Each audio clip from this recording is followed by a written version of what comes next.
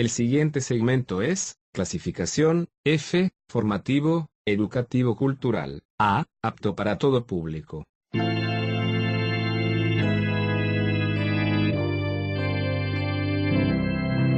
Bienvenido a Hora de Estudio Bíblico, con nuestro maestro el Dr. Lehman Strauss. Este estudio es el resultado del tiempo personal con el Señor, el ministerio pastoral y la experiencia en conferencias bíblicas del Dr. Lehman Strauss. Él nos instruye y alienta con la enseñanza de la palabra de Dios. Ahora, el Dr. Strauss. Antes de continuar con nuestra serie de estudios en la primera epístola de Juan, vamos a contestar una pregunta más sobre la persona y la obra del Espíritu Santo. Todavía estamos en la pregunta número 2, la cual fue hecha por un estudiante de la Universidad de San Diego, en California. La pregunta se refiere a la deidad del Espíritu Santo. ¿Enseña la Biblia acerca de la deidad del Espíritu Santo? ¿Es Dios el Espíritu Santo? Ya hemos visto que el Espíritu Santo es Dios debido a los atributos que se le adjudican. La deidad del Espíritu Santo además está evidenciada en su relación con Dios el Padre, como lo vemos en ciertos títulos en la Biblia. Por ejemplo, ¿se dio cuenta que en Génesis 1:2 se le llama el Espíritu de Dios? ¿O que en Génesis 6:3 Jehová dijo, no contenderá mi espíritu? En Jueces 3:10 leemos el Espíritu de Jehová. En Salmo 139, versículo 7 leemos tu Espíritu. En Lucas 4:18 se refiere a él como el Espíritu del Señor. Y en 2 Corintios 3:3 es el Espíritu del Dios vivo. Además, la deidad del Espíritu Santo se evidencia en su relación con Jesucristo en los siguientes títulos. Preste atención. Primero, es el Espíritu de Cristo en Romanos 8:9. Luego es el Espíritu de Jesucristo en Filipenses 1:19. En Hechos 16:7 es el Espíritu. Y en Gálatas 4:6 es el Espíritu de su Hijo. Y en Hechos 5:9 es el Espíritu del Señor. En un estricto sentido literal, el Espíritu Santo posee personalidad, pero aún más que esto, Él es una persona divina, Él es Dios. Sus atributos, atribuciones y acciones demuestran que Él es coeterno y coigual con el Padre y con el Hijo. Esta es la enseñanza firme en toda la palabra de Dios. Muy bien, vamos ahora a la pregunta número 3. ¿Todos los cristianos reciben el Espíritu Santo en el momento en que somos salvos? ¿Todos los cristianos reciben el Espíritu Santo en el momento en que son salvos? Yo soy salvo, pero ¿cómo puedo estar seguro de que el Espíritu Santo vive en mí? Esta pregunta proviene de una ama de casa. Es una buena pregunta que nos lleva a presentar la doctrina de la dispensación de la gracia. Permítame comenzar diciendo que el ministerio del Espíritu Santo hacia y en el cristiano tiene su origen histórico en el día de Pentecostés de Hechos capítulo 2. Ese capítulo contiene el registro de la venida del Espíritu Santo al mundo. Ahora, la afirmación que acabo de hacer, de que Hechos 2 contiene el registro histórico de la venida del Espíritu Santo al mundo, necesita un poco de explicación. En un sentido, el Espíritu Santo, como miembro omnipresente del Dios Trino, siempre ha estado presente en el mundo, pero en el día de Pentecostés, Él vino para habitar en los creyentes en una forma única. Nuestro Señor dijo a sus discípulos en Juan 14, 16 y 17, «Y yo rogaré al Padre y os dará otro Consolador, para que esté con vosotros para siempre, el Espíritu de verdad, al cual el mundo no puede recibir porque no le ve ni le conoce, pero vosotros le conocéis porque mora con vosotros y estará en vosotros». Ahora, a propósito, yo estoy dando énfasis a esas expresiones con vosotros o con ustedes y en vosotros o en ustedes. Márquelas en su Biblia, por favor, se lo recomiendo. La experiencia contenida en la frase en ustedes o en vosotros sucedió en el día de Pentecostés, no antes. Para comprender la enseñanza de nuestro Señor tenemos que ir al Antiguo Testamento, pero esto lo haremos en el próximo programa. Mientras tanto, busque algunos de los versículos que hemos citado en este programa y prepárese para continuar respondiendo esta importante pregunta. ¿Todos los cristianos reciben el Espíritu Santo en el momento en que se convierten? La persona dice, yo soy salvo, pero ¿cómo puedo estar seguro si tengo el Espíritu Santo? Buena pregunta, ¿eh? Continuamos en el próximo programa. Bueno, para continuar hoy con nuestro estudio, es decir, en Primera de Juan, les pido por favor que abra su Biblia allí en capítulo 1. Estaremos considerando en primer lugar el propósito por el cual se escribió esta epístola.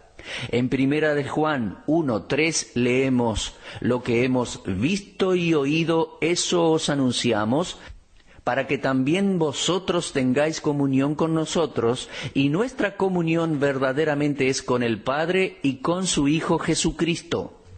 Este pensamiento que terminamos de leer aquí, en el versículo 3, es una continuación del versículo 1, como si el versículo 2 estuviera entre paréntesis. Allí leemos, lo que hemos visto y oído, eso os anunciamos, para que también vosotros tengáis comunión con nosotros, y nuestra comunión es verdaderamente con el Padre y con su Hijo Jesucristo. El primero de los propósitos por el cual fue escrita esta epístola es para que el lector pueda disfrutar la verdadera comunión cristiana. Esta palabra, comunión, aparece 4 veces en el capítulo 1 y es una de las palabras más sobresalientes de esta epístola. Primero, consideremos el principio de la comunión. Exactamente, ¿qué es la comunión cristiana? En la actualidad utilizamos esta palabra para referirnos a una relación amigable o una interacción social. Pero no es esto lo que Juan tenía en mente al escribir la epístola. Juan era un hombre anciano cuando la escribió y ciertamente no pensaba en sentarse a disfrutar un momento de amistad alrededor de una taza de café o un pedazo de torta. El sentido que hoy se le da a esta palabra no era el mismo en el tiempo de los apóstoles. Las palabras utilizadas aquí sugieren la idea de compartir. Cuando 2 o más personas comparten algo en común, se dice que son compañeros o participantes. El compañerismo al cual Juan se refiere aquí es primero un compartir con Dios el Padre. Observe esto en el versículo 3. Él dice, nuestra comunión verdaderamente es con el Padre. Los hombres pueden dejar de lado sus relaciones de amistad, pero el verdadero compañerismo o comunión comienza con la amistad con Dios, una relación correcta con Dios en el Evangelio de Jesucristo. Ningún ser humano puede compartir esta amistad hasta que se haya convertido en un participante de la naturaleza de Dios por la regeneración. El nuevo nacimiento es el comienzo de una amistad con Dios. El apóstol Pedro utiliza este término en 2 de Pedro 1:4 cuando dice, por medio de las cuales nos ha dado preciosas y grandísimas promesas, para que por ellas llegaseis a ser participantes de la naturaleza divina, habiendo huido de la corrupción que hay en el mundo a causa de la concupiscencia. Esta nueva comunión comienza aquí y ahora. Crece a medida que nos entregamos más y más a ella y tendrá su consumación final en la vida por venir. Al participar de los sufrimientos de Cristo, también participaremos de su gloria. Primera de Pedro 4:13 dice, gozaos por cuanto sois participantes de los padecimientos de Cristo, para que también en la revelación de su gloria os gocéis con gran alegría. En Primera de Pedro 5:1 leemos, ruego a los ancianos que están entre vosotros, yo anciano también con ellos, y testigo de los padecimientos de Cristo, que soy también participante de la gloria que será revelada. Allí también aparece la palabra. Por otro lado, parece que Pablo tenía en mente el futuro compañerismo con Cristo en gloria cuando escribió Filipenses 3:10, diciendo, a fin de conocerle y el poder de su resurrección y la participación de sus padecimientos, llegando a ser semejante a él en su muerte. Pablo sabía que aquellos santos que tomaran la cruz y que con alegría participaran de la vergüenza y los sufrimientos de Cristo, tendrían una mayor comunión con Cristo en la vida por venir. Por lo tanto, él exhortó a Timoteo en 2 Timoteo 1:8, por tanto no te avergüences de dar testimonio de nuestro Señor, ni de mí, preso suyo, sino participa de las aflicciones, es decir, comparte las aflicciones por el Evangelio según el poder de Dios.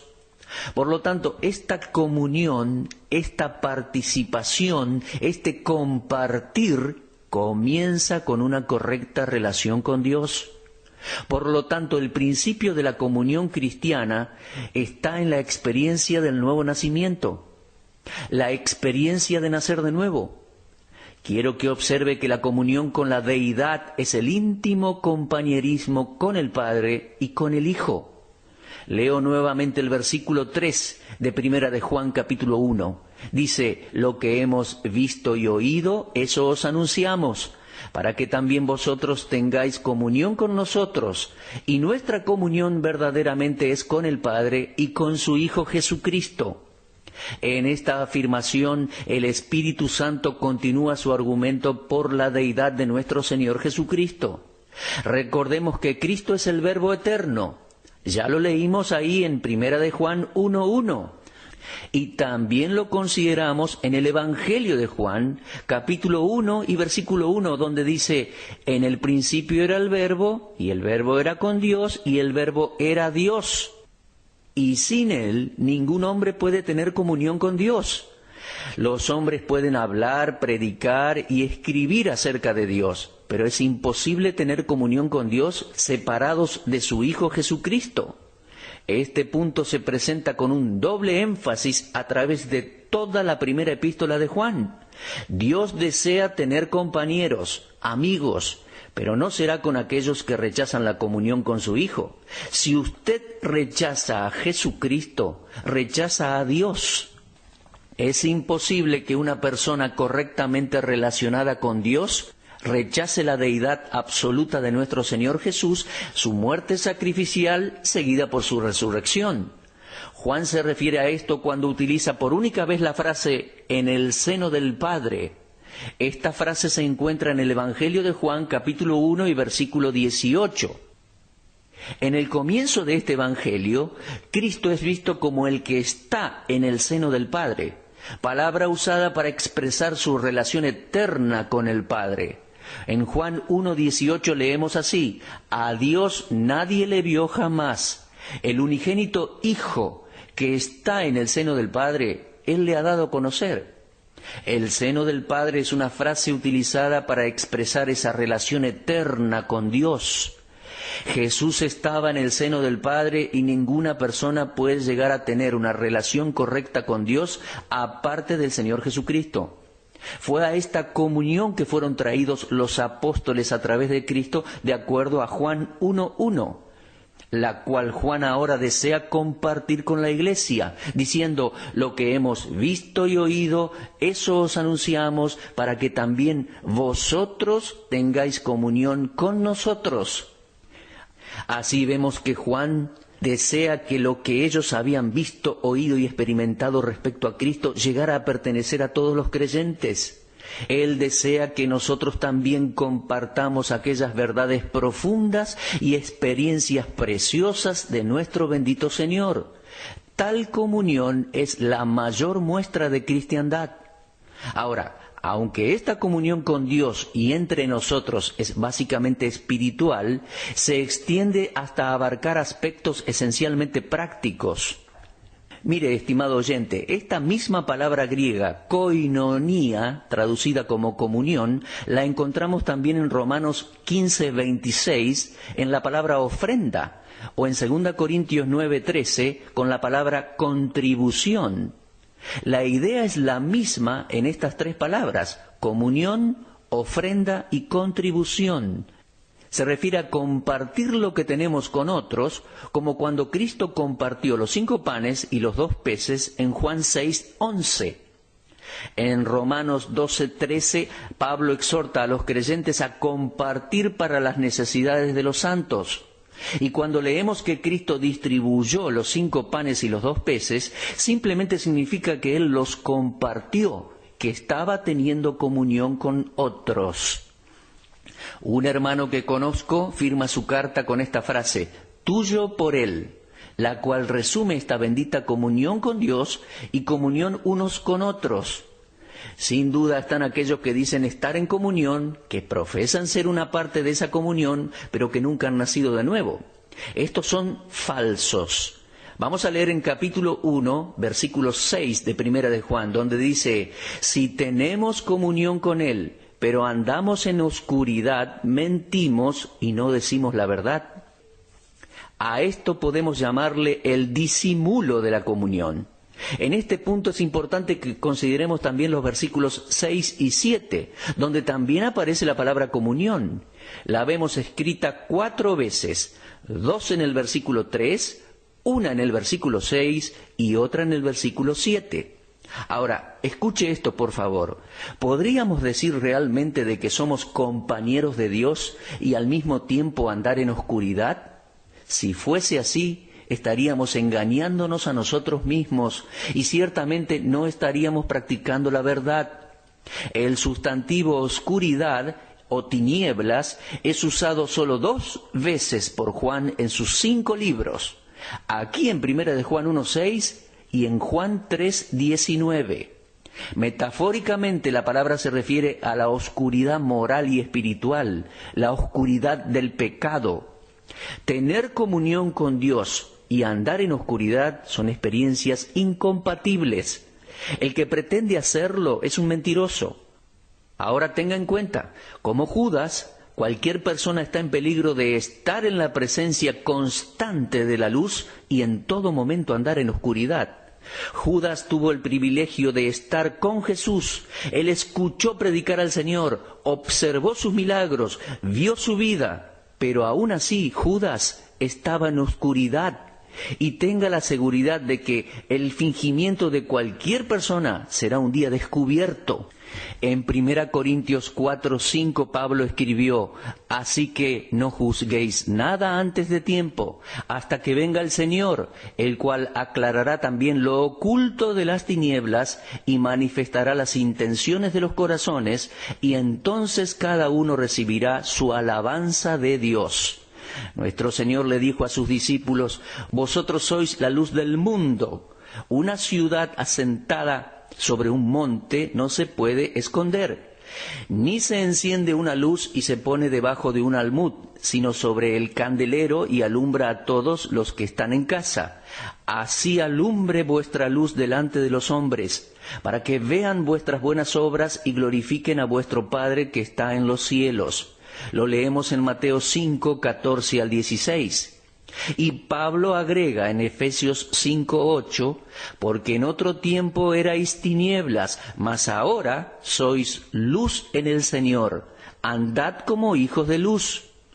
Juan dice en 1 de Juan capítulo 1 y versículo 5, Dios es luz. Jesús dijo: yo soy la luz del mundo, en Juan 8:12. Es que la luz, mis amigos, es el emblema de la santidad, es lo que Dios es. El reino de Satán es un reino de oscuridad, de maldad moral y espiritual. Nuestra regeneración en Cristo, el hecho de haber nacido de nuevo, significa que fuimos sacados del reino de oscuridad de Satanás y trasladados al reino del amado Hijo de Dios. Y Él nos ha trasladado de la oscuridad a su maravillosa luz. La luz y la oscuridad no tienen nada en común. Por lo tanto, es un mentiroso aquel que anda en oscuridad y finge estar en comunión con la luz. Podemos ser autoengañados incluso, o hipócritas deliberadamente. Vemos que la profesión externa de la fe cristiana es opuesta a la realidad interior muchas veces. Uno de los primeros actos de la creación de Dios fue alumbrar, dar luz. ¿Y cómo lo hizo? Dividió la luz de las tinieblas de acuerdo a Génesis 1, 3 y 4. Y esta es la forma en que debe ser siempre. La luz y las tinieblas no pueden existir al mismo tiempo. Ahora, observemos 3 versículos del capítulo 1 de Primera de Juan. Los versículos 6, 8 y 10. Cada uno comienza con la expresión si decimos. Son 3 argumentos que comienzan de la misma manera. Si un hombre o una mujer dicen algo que no es verdad, entonces son mentirosos. La primera mentira está en el versículo 6. Si decimos que tenemos comunión con Él y andamos en tinieblas, mentimos y no practicamos la verdad. ¿Cuál es el pecado aquí? Bien, aquellos que dicen estar en comunión con Dios, pero su comportamiento no coincide con su testimonio verbal, entonces son mentirosos. En esta primera carta Juan menciona 4 veces el andar del creyente, en los versículos 6 y 7 del capítulo 1 y los versículos 6 y 11 del capítulo 2. La palabra andar es peripateo en griego. Sócrates y Aristóteles eran conocidos como maestros de la filosofía, es decir, hombres que enseñaban a sus estudiantes mientras paseaban cerca de Atenas. Simplemente enseñaban mientras caminaban, mientras andaban con sus estudiantes, y por ello fueron llamados peripatéticos. Nosotros debemos fijarnos en nuestra manera de andar. ¿Cómo es nuestro andar en la vida? Si tenemos en mente que con nuestro andar instruimos a otros, andamos en vida nueva como menciona Romanos 6:4, o bien, honestamente, como dice Romanos 13:12. Caminaremos por fe, de acuerdo a 2 Corintios 5:7. Andaremos en el Espíritu, de acuerdo a Gálatas 5:16. Andaremos en amor, de acuerdo a Efesios 5:2.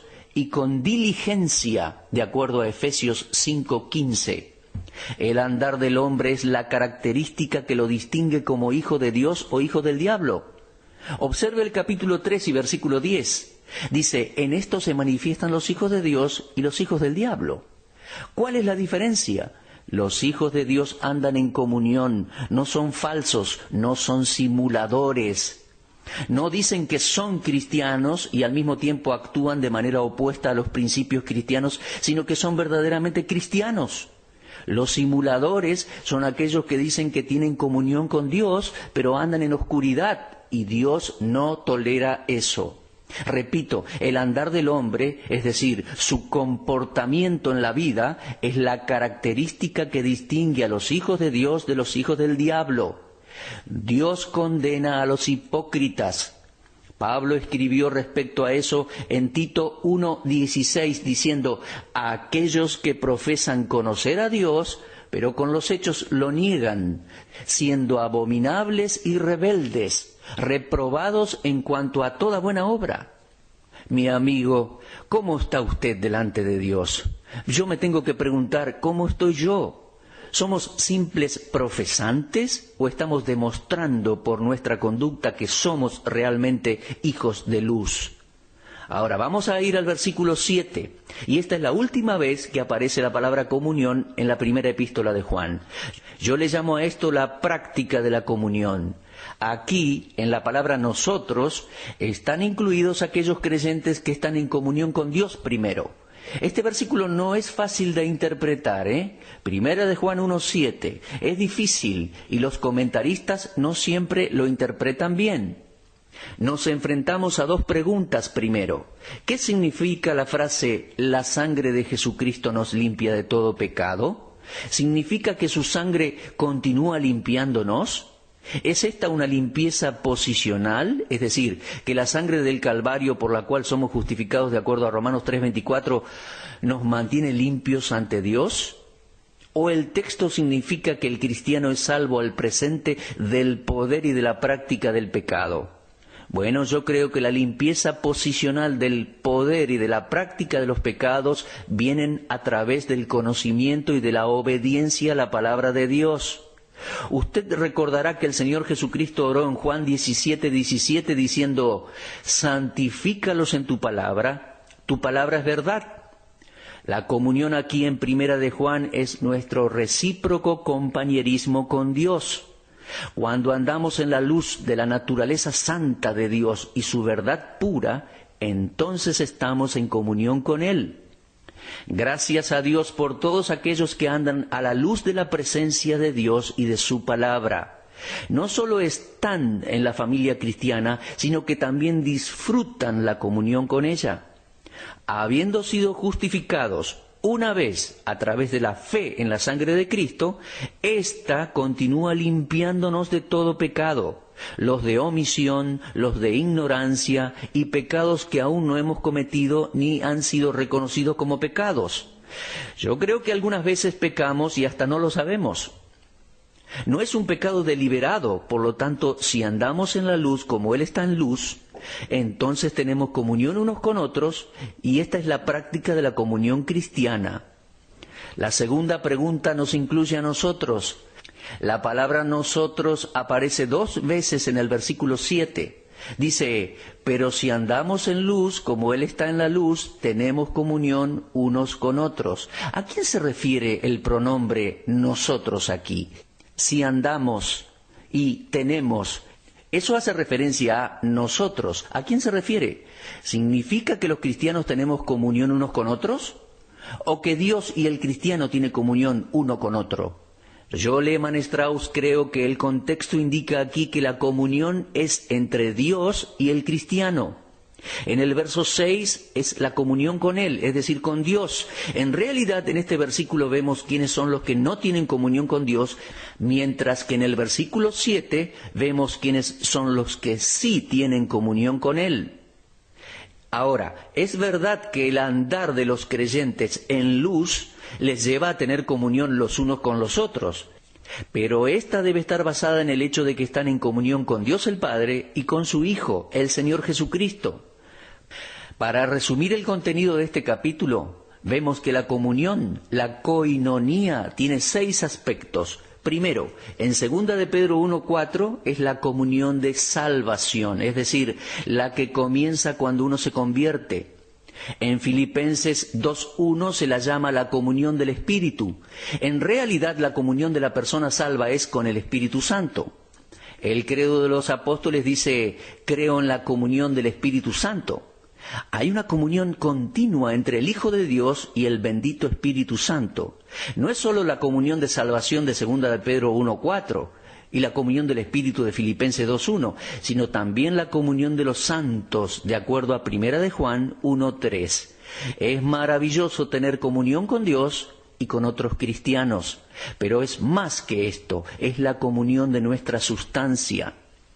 Aquellos que han estado enviando su ofrenda para sostener este programa en el aire han estado teniendo comunión con nosotros. Algunos de ustedes están compartiendo con nosotros ahora. No los conocemos personalmente, pero oran por este programa. Eso es tener comunión. Nos sostienen con sus ofrendas y sus oraciones. Eso es comunión. Es la cosa más hermosa de este lado del cielo. Bueno, en nuestro próximo programa continuaremos con este estudio de 1 de Juan. Pero ahora elevemos una breve oración para cerrar el programa de hoy, para cerrar el estudio bíblico de hoy. Amado Padre, te agradecemos una vez más por el gozoso privilegio de permitirnos esparcir tu palabra. Te pedimos que selles la verdad en los corazones de aquellos que nos escuchan. Confiamos que algunos serán salvos y que otros serán ayudados y fortalecidos por tu palabra. Esto te lo pedimos dándote toda la alabanza que tú te mereces, orando en el nombre de nuestro Señor Jesucristo. Amén. Usted estuvo escuchando Hora de Estudio Bíblico con el maestro el doctor Lehmann Strauss.